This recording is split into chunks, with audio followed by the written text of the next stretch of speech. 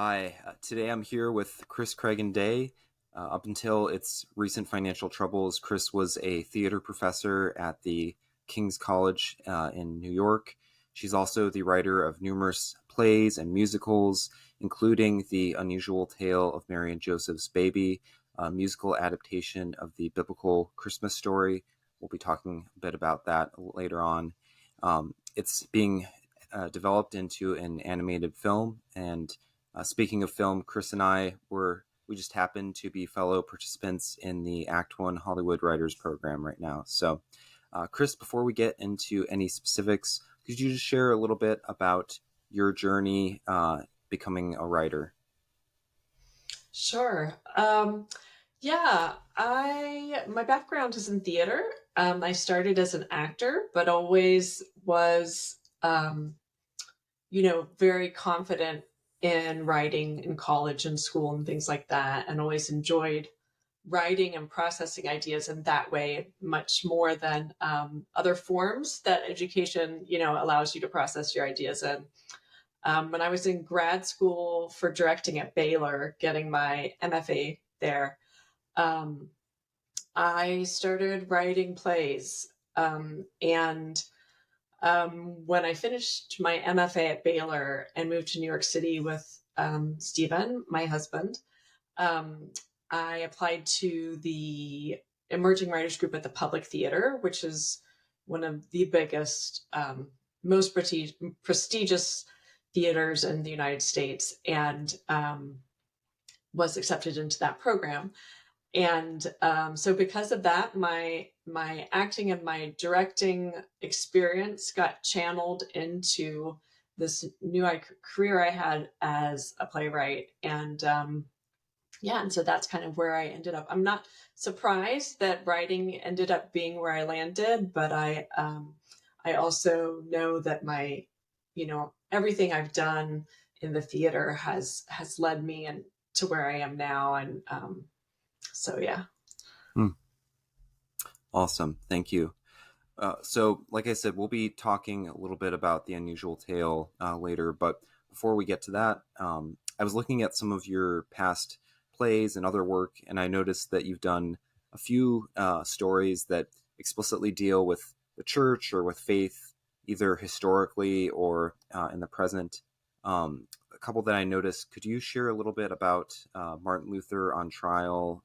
And then there's another one, A Woman. I'd like to Yes, I They would looked love really to. interesting. I would love to. Martin Luther on Trial was actually a commission from Max McLean at Fellowship of the Performing Arts.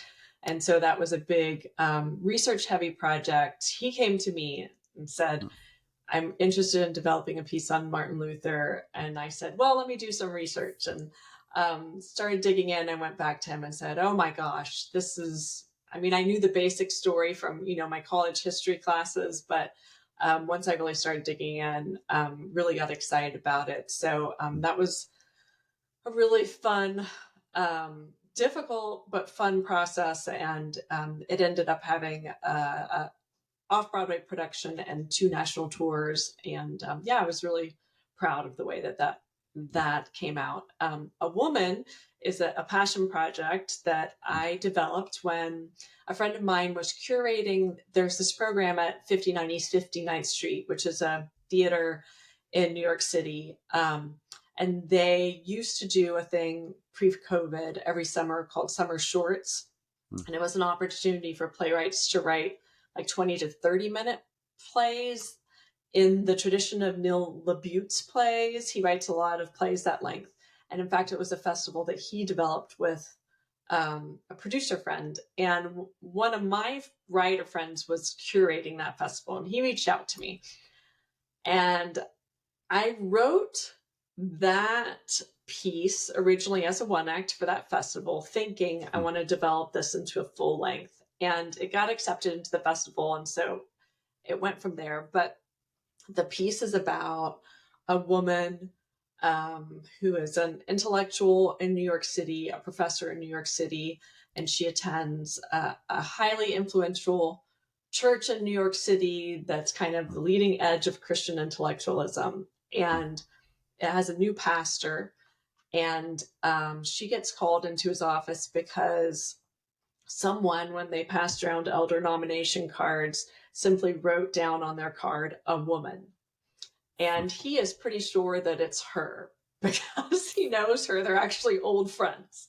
So he calls her into his office to, have a little chat, a diplomatic chat about it, and hopefully sway her to his way of thinking. And um, it ends up being a lot more complicated than that. And so the play is really an examination of the church's teaching. The church, I was about to say the church's teaching on women in leadership, but actually churches do not agree on this issue. So there is no singular teaching on women in leadership, but some churches teaching on women in leadership. And it's kind of written in that Aaron Sorkin kind of style where it ends up being like a debate on this subject between these two characters for whom there's a lot at stake in their relationship because they both value their friendship so much. So. Oh, that sounds really interesting. Yeah. I'm going to be curious. I might want to see that at some point, or like your script. That's one of my favorite projects, so I'm willing to share it with anyone. Okay. Yeah. Just having been in, some of those conversations where it can be very tense, but you're trying to understand people. I feel like I can imagine that being a really interesting subject for a play. So, yeah. Turning to The Unusual Tale, could you share a little bit about, how you got the idea for retelling the Christmas story as a musical and kind of what made that project interesting for you? Yeah. There's a theater company in Vancouver, Canada called Pacific Theater, and the founder and then artistic director, Ron Reed, have been friends for a while, and he's one of my mentors. And he came to me and was like, I want to commission you to write something. And I have a music theater co-writer that I've often worked with. His name is Don Schaffer of the band Waterdeep, and he's out of Nashville. And I said, how about a musical with Don? He said, great. So Don and I came up together with the idea of writing a Christmas musical. And actually, he was the one, I think I said, hey, what about a Christmas musical? And he was like, okay, well, what about the Christmas story, And I was like, oh gosh, that's really on the nose. But let me think about it, So I went back and reread it again from the perspective of a dramatic arc, because I said, if we're going to do it, I want Mary to be the main character. And he was like, great. And so then I started thinking about like, oh, well, the story has to start with your protagonist wanting something that sends them on this journey. And so I was like, what if Mary's want is what makes God choose her to go on this journey, right? And so what would that be? What would it be that she wants? And so anyway, it was really, really fun to come at the biblical story from that perspective, because it forced me to just like totally throw out all of my preconceived notions and approach it from this fresh new angle. And I think that people who have seen the stage version, which it's had many productions across the country, have all said, wow, I've never thought of the Mary and Joseph story in this way. And so that's what's really fun about it. Yeah. Oh, that's really interesting. Yeah. Oh, I feel like there's just so much in there, and it totally makes sense as a musical, given how there are different songs that are kind of embedded in the story itself. So that makes a lot of sense. Yeah, that's true. Yeah. Do you feel like as you were working on the project, did you feel like it was kind of a spiritually nourishing process for you, getting to kind of take a biblical story and, like you said, kind of imagine it, or like try to kind of get into the story from a dramatic perspective? Yeah, it's really interesting, Bible stories, for those of us that were raised in the church and are still active in the church, can sometimes feel very sacred and untouchable. And so to kind of be forced to um, to let go of the boundaries of, around the story and go, no, these were human beings, mm, and they were flawed, and they probably didn't have a perfect marriage, and they mm, probably weren't chosen because they were the two most perfect people on earth, and they were poor, and they were mm, an oppressed people group, mm, and they ended up being refugees mm, fleeing for their lives because of the political turmoil that was happening. I mean, mm, there's just so many elements to the story that are like, these people, um, being forced to look at it from a dramatic perspective and from a human perspective really kind of, I think, gave me permission as a believer to bring that kind of imagination to scripture, mm, in a way that I'd never done before. mm, And now I'm kind of a big believer in the necessity of that, mm, and and that it's not about getting it exactly right, yep, because I will never know exactly what Mary said to Joseph in this moment. I will mhm, never be able to figure that out, right? mm, um, but what I can do is imagine myself in their shoes, mm, and how, as a human being that has such a limited perspective on mm, the scope of the story that God is telling, how hard it would be to carry the burden of mm, bringing God's child into the world. Even with the mm, angels and all that stuff, doubt creeps in. And it's like, there's a point where Joseph says to Mary, maybe they were just dreams. Like, they were dreams, actually. So mm, why are we believing that maybe God didn't set, maybe it was just a dream?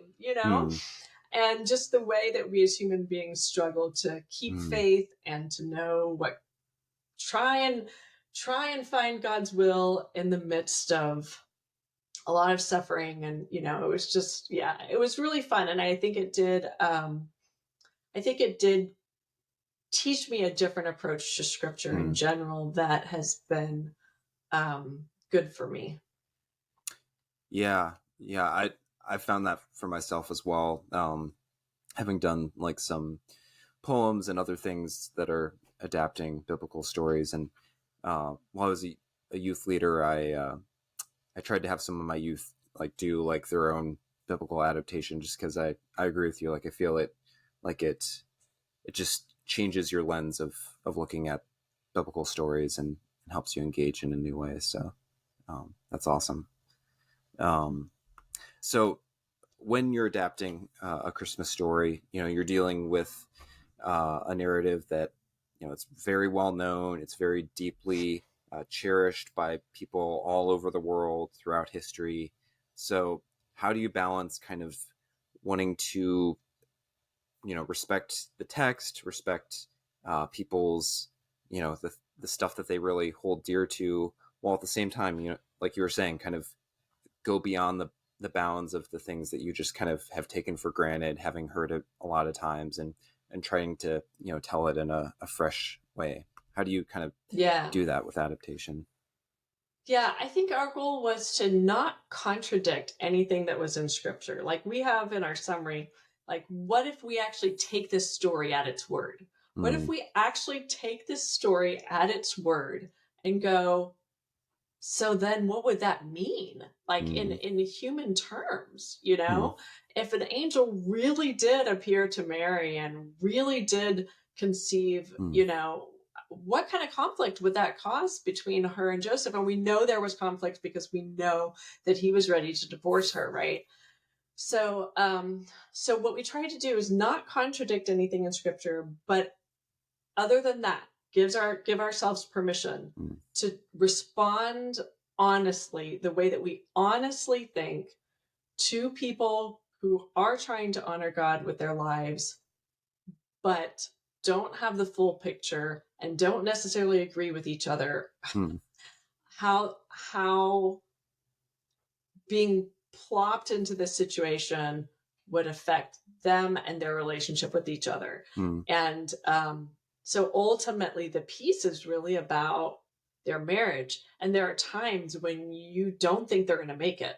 Mm. And you're like, well, I know they have to make it because this is Mary and Joseph. But you're like, but I don't think they're going to make it because the obstacles that are between them are so great. And in the end, there is the kind of catharsis of going, okay, they figured out a way to come together and to move forward with the life that God has put them into, of their, none of their own asking. Although in our story, Mary does kind of ask for it, but she doesn't know that that's how God is going to answer. She basically has we call it like a breakup song where she's angry at God. It's very similar to David's, some of David's Psalms where he's like, God, where are you? We're suffering, we're oppressed, the Romans are killing us, and why don't you show up? And so her conception, her immaculate conception, as a response to her kind of calling him on his word. So that sounds really interesting. Yeah. But yes, to answer your question, there are people that are like, no, I don't like the fact that Joseph doubts here, or I don't like the fact that Mary doesn't obey her husband, or I don't like the fact that like there are things that people object to in it, and that's okay, because like I said, we don't really know. Yeah. We don't really know what went on between them. All we know was these few facts that the Bible has given us, and so then the rest we definitely took creative liberty with. Yeah, that's awesome.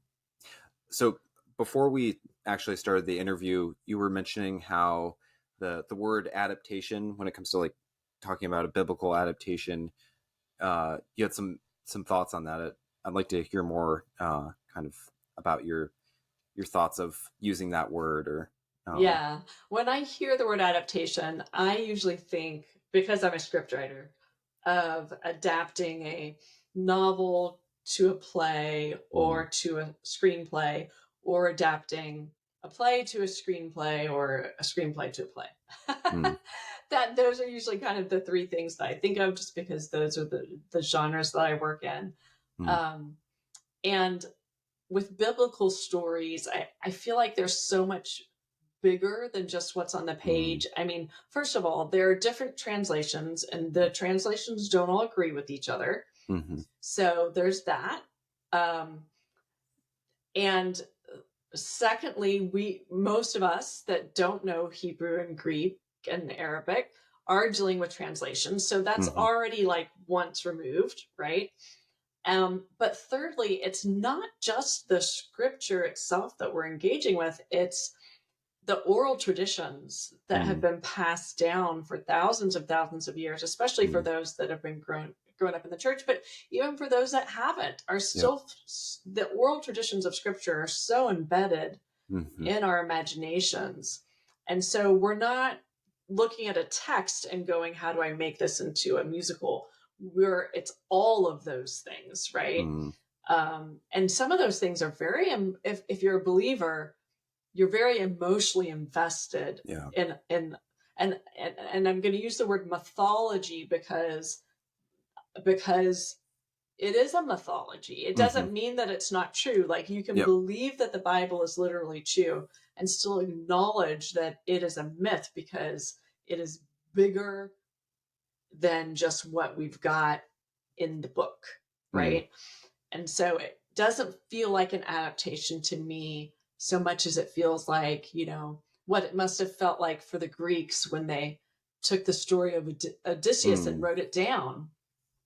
And it's like, this is that the story of Odysseus at that time had been told in many different ways, but this was the way that Homer engaged with it. It was Homer, Mm. right? Now I'm like making a Yeah, fool out yeah. of myself. But yeah, this is the way that Homer engaged with it. This is the emotional level that it Mm. resonated with him.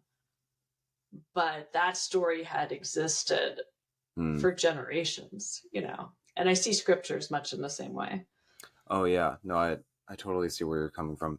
Kind of along those lines, I'm curious, are there any, pieces of art or Christmas songs or literature or anything like that where you feel like it really inspired you or in some way kind of shaped your imagination as you're approaching the story? Yeah, well, I did a lot of historical research, Mhm. especially on women of the time. Lynn Cohick is a Bible scholar that writes a lot on women of the biblical of like the early church. In fact, I Hmm. think that might be the name of her book. Hmm. And her book was really enlightening. Um, but I also spoke, my uncle, Dan Hayes, Mhm. is also a biblical scholar Hmm. who recently retired from teaching at Ouachita Baptist. Hmm. And so we gave him a call very, very early on in the process. And Hmm. he was the one that first said to us, Joseph wasn't a carpenter. And we were like, Hmm. what? And he was like, yeah, the reason why, and this is how it all comes full circle, the reason why our Bibles say that Joseph was a carpenter is because that's how Martin Luther translated the Bible. Hmm. Because in Germany, buildings are made out of wood. Hmm. But in Israel and in most of the Middle East, there are no trees for which the Hmm. wood is strong enough to build houses. So houses and buildings are made out of stone because like Hmm. all the wood from like olive trees and stuff aren't strong enough to. And so he was a stonemason, you know. And he said it's most likely that he wasn't like a private business owner that was building houses for people. He was probably working on Herod's construction projects because that's what was happening all over the Roman world was stonemasons were employed Hmm. by Herod on these huge grand construction projects that Hmm. he was doing all over the place. Hmm. And so all of a sudden, our image shifted from Joseph as being like a middle class business owner, Hmm. which, my uncle Dan also said to me, there was no such thing. Like, there Yeah. was no middle class. Yep. And so he was like, these were poor people. Hmm. And he was a construction worker Hmm. that was working out in the hot sun Hmm. with a pickaxe making blocks of granite Hmm. for Herod's construction projects, Hmm. you know? And that really made an impact on us. And we were like, Hmm. whoa, that's a much different story, Hmm. you know, than the image that the form that the mythology had taken, at least in Hmm. the American church, Yep. which was of this nice man sitting in a little carpentry shop making chairs, you know? Yep. I've got a kid's book for my daughter that looks just like that. Yeah. Yeah. Yeah. And no, he was sweating. He was probably bloody half the time. Hmm. The Romans were supervising his work. They were abusive. They were bullies. Hmm. That was his life. Hmm. Yeah. Oh. Oh. That I I didn't know that bit about yeah, that he would have been probably a stonemason. So thanks. Yeah, I love like discovering little nuggets like that that really can kind of Yeah. shift your perspective on the story. Oh, Yeah. so yeah, so it sounds like kind of just some historical research really kind of provided some interesting like angles into the story for you guys. That's Yeah. really I mean, interesting. the other thing that was really fun for me to discover is that we have, and when I say we, again, I'm talking about the American white church, Hmm. have this idea that, that the Jewish people were pretty misogynistic and that Mm. like women didn't have a lot of power and rights in their society. And one of the things that Lynn writes about in her books is that that's not true, Hmm. that's actually a pretty anti-Semitic idea that like that and I can't go into the detail that she Hmm. goes into, um but the women were not these women that just never spoke their minds mm, or didn't have their own opinions or didn't have power in the community and in the mm, society, that just simply was not the case historically speaking. mm, And that's something that we've kind of put onto the narrative mm, based on Western history and Western patriarchy. mm, And so to discover that from a Jewish scholar was also really empowering to me, to write mm, Mary as a protagonist that had agency. mm. Yeah. Yeah, I feel like that's very different from some of the ways that she sometimes just kind of comes off as a blander character in some portrayals. But yeah, really picturing her as a strong figure with agency. That's really interesting. Yeah. Um, so currently, it sounds like um, The Unusual Tale. So it started as a musical on stage, but it's been kind of in stages of development to turn into a animated film, and looks like they're kind of trying to do some fundraising to get the funds needed to kind of finish that development process.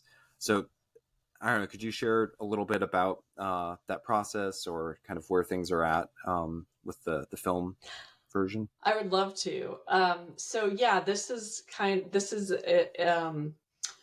first of all, I'll start by saying that my husband, Steve Day, he is the one who owns and runs the animation company that has really been investing in making this musical into an animated film. Mm, And and you know, uh, it's actually something that he's been wanting to do for mm, many, many years. It's been running as a stage musical. There's a particular theater in Knoxville, Tennessee, River and Rail Theater, fantastic theater company, mm, great people who did it every year before COVID as their regular Christmas show. And, and, what I liked about the idea of it being an animated film was, number one, it's easier for it to still be a musical, yep. right, than if it's live action. And the music that Don has written, Don Chaffer, if you don't know his work, he is an amazing songwriter. Mm, Um, his lyrics are brilliant. mm, Um, and so the music is such a heartbeat of this piece and this story now in my mm, mind. And so the music had to stay in yep. place. But also I think that making the story, that animation is it really kind of bursts open the imagination in Mm, a way that live action is so literal. yep. Live action on the screen is so literal, and it was originally written as a stage musical. And stories on the stage are not literal because they Mm, are not complete. yep. You only get pieces of, like, the visual imagery and stuff. You Mm, only get the important pieces, and those pieces become very symbolic, and you have to interpret them mm, because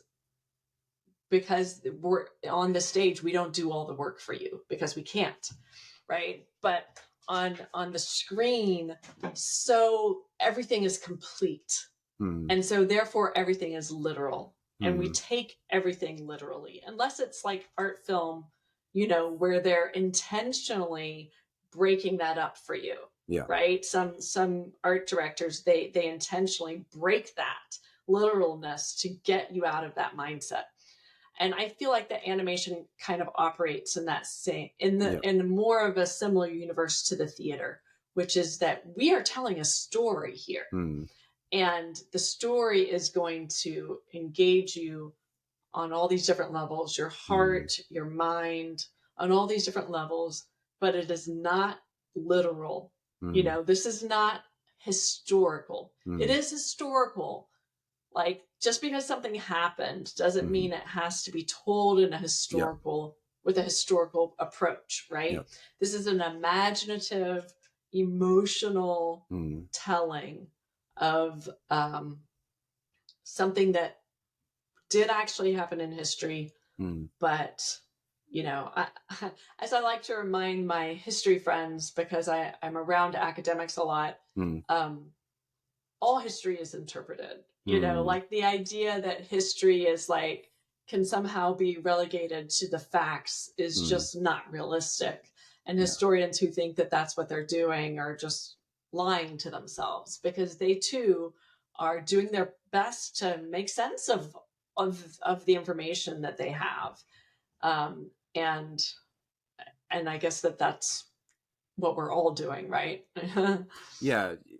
Even historians have to use their imagination and try to piece things together into like some sort of a story in their minds. Right. So, yeah. So that it makes sense. This led to this, and this led Yep. to this.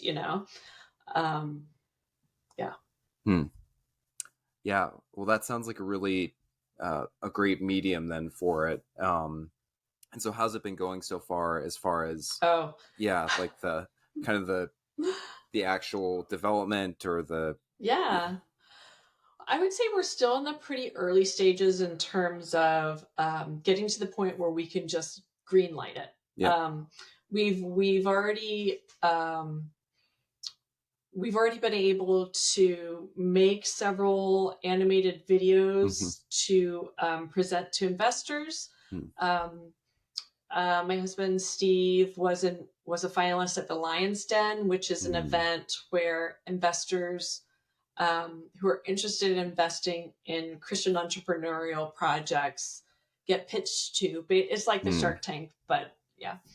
And so he was able to go to that. And so we're kind of at the stage right now where his company has invested a lot of Mm-hmm. money in the project. And now we're looking for other people to come alongside his company and invest in, really green lighting the project. Mm. And, my dream is that it would be distributed by Netflix or someplace like Mm. that, because I never, I never write for the Christian market. Like, it's just not my thing.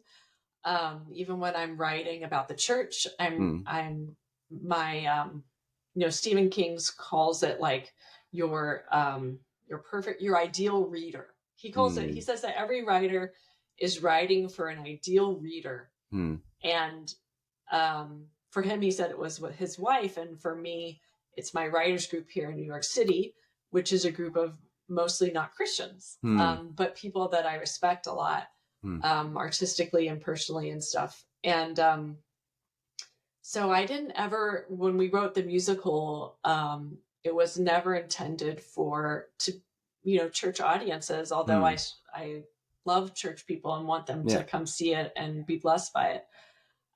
So my dream would be that it would land on a platform that is Mm. not necessarily a Christian platform, but we'll see. We'll see where God takes it.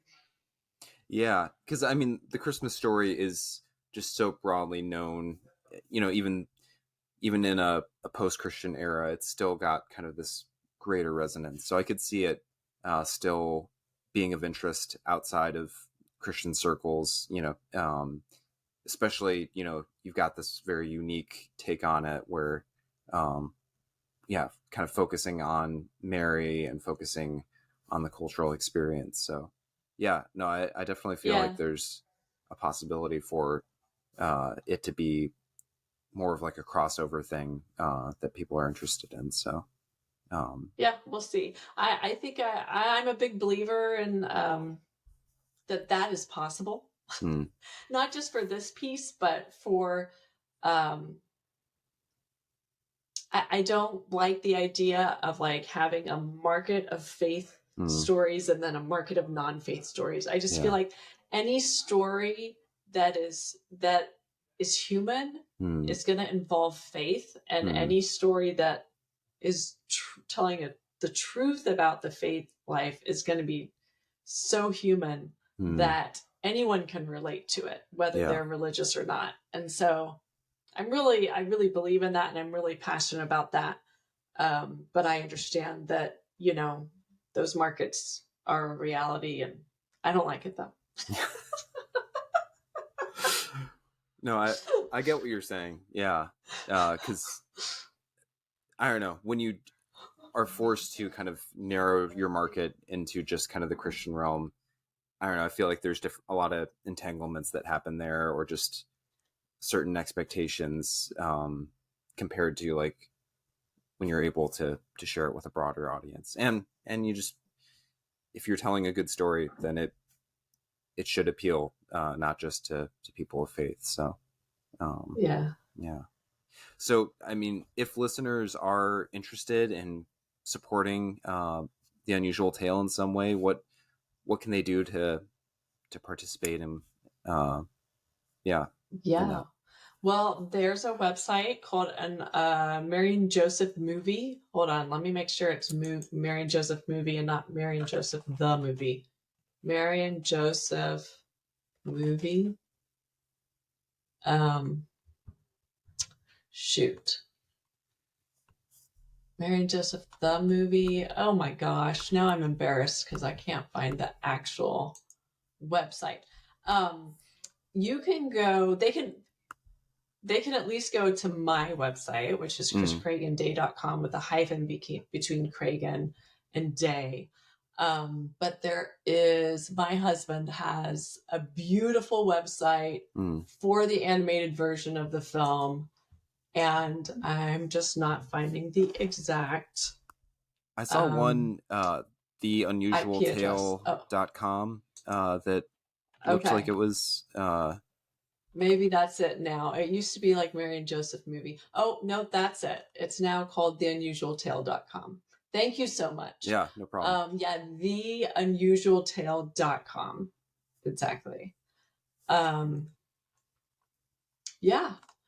Yeah, and I see there's a video on there of Don and Lori, which is awesome. Mm. So, yeah. Um, yeah, any like, you mentioned how there have been some videos and some art that have been, that's been done for it. Anything that you really want to encourage people to check out that you just think is a great kind of encapsulation of? Yeah.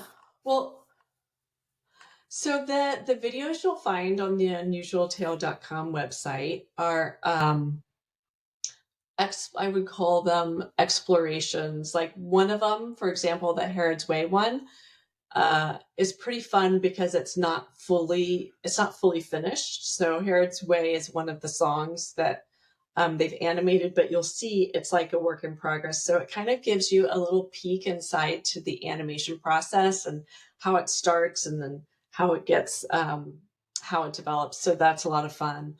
Um, Check out the videos because you'll see, and I guess what's exciting about it is that, for example, one of the videos is done in 3D animation and the other two are not, and so you'll see that we're still developing it. And you might say, well, why can't you just decide? And the reason is that it depends on the budget, right? So the budget is going to determine stylistic choices in addition to other things. And so you can kind of get a sense of the process, the development process that the movie's in. And then also, oh gosh, you've got to check out the video of Don and Lori singing the song that everyone says is their favorite song. And when I say everyone, um, these are my friends that have, like, my New York friends that are not at all, that are suspicious of Christianity and don't think that it's been good for America, right? Um, they say that this is their favorite song in the musical, and the title of the song is "Why Does God Have to Look So Human?" And what's so beautiful of it, it's a song that Mary sings to Joseph after Jesus has been born. And well, you will understand this because you're in the middle of this right now, but their lives have gotten so consumed with all the newborn stuff, the burping and the pooping and the sleeping, and how can we get the baby to sleep? Maybe if we do this, the baby will sleep. Maybe if we do this, the baby. Oh, great, the baby's sleeping. Don't wake the baby up. But I have to go build the. No, you can't. Their lives have become so consumed with all that stuff that all of us experience when we have a newborn baby, that it's like, how can this be God's baby? Why does God have to look so human? Because it's hard for me to believe that this is where we're heading when I'm changing his poopy diaper. You know what I mean? But when you pull back from it, for us, generations and generations later, I think that we are often asking the same question, right? Why does God have to look so human? Because we want God to come in, riding on a Pegasus and with a giant magic wand like Dumbledore and Harry Potter, and but he doesn't do that. And he chooses to work through human hands and human feet and human voices. And I think for us, there's a longing of like that moment when we'll see God face to face. And I just think that Dawn does such a beautiful job of expressing that part of the believer's experience, which is the yearning for a God that you can touch, a God that you can, see in all of God's divine glory. So, and it's amazing how much non-believers resonate with that feeling, because even if they've decided I don't believe it, they still understand the want for it, right? And so that's really cool. They've done a great job of capturing that. Yeah, so there's a video of them playing that song on the website. But I mean, in terms of what we need, what we really need is, when I say investors, I don't mean like, some lovely person in Iowa who wants to give $500 towards making the film. I mean, that's beautiful and we love that. But what we really need is professional distributors, entertainment investors, people who are in a position to drive the project forward and give it a platform, so that it can reach the widest audience. And for us, that's an international audience, because it's an international story, right? This is not an American story. Didn't even happen in America. It's an international story. And so, yeah, our dream is that eventually it would have that international audience. And I will say that our Facebook page, which is something like way over 1 million viewers now, a lot of them are people in Hispanic countries. A lot of them are Hispanic people in Spanish-speaking countries who are just so excited to see this story, and particularly to see a Mary that isn't, we were like, okay, I'm white, Dawn is white, but these people are Middle Eastern, and we don't want to participate in kind of the whitewashing of Christianity that I don't think has been very healthy. And so we've intentionally tried to not do that. And I think that the international community sees that and appreciates that effort. That's awesome.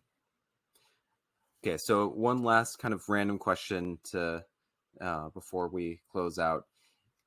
So you've done Unusual Tale. I mean, I'm sure there will still be work to do with it, but down the road, especially as you're kind of doing Act One and screenwriting and stuff like that, would you ever consider doing like another biblical story on the screen, whether it's as a musical or in some other form? And if so, what would that be? Yeah, that's a great question. I think so. I think, there are so many great, just hugely imaginative stories in the Bible. One of my favorite has always been the story of Deborah. Like, the image of her going into battle has just always captivated my imagination. And especially because she was married and her husband stayed at home. And just like the interesting dynamic that they must have had. Um, yeah, and so that would be that's a story that's always really captured my imagination. Yeah, I not everything I write exists in the Christian universe, but I do think that there are stories in the Christian universe that resonate from a human perspective, whether the listener or the viewer is a Christian or not. And those are the ones I would want to do.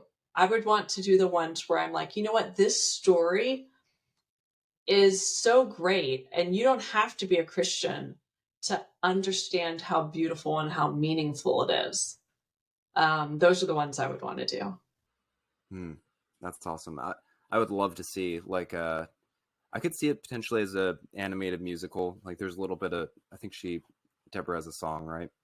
But I'd love to see some sort of Yeah, or a graphic novel. It'd be a great graphic novel. I don't know how to write graphic novels, but I can just imagine, like, I don't know, the image of like a lot of visuals of like I'm imagining her like on some giant horse, like charging up a mountain with a spear.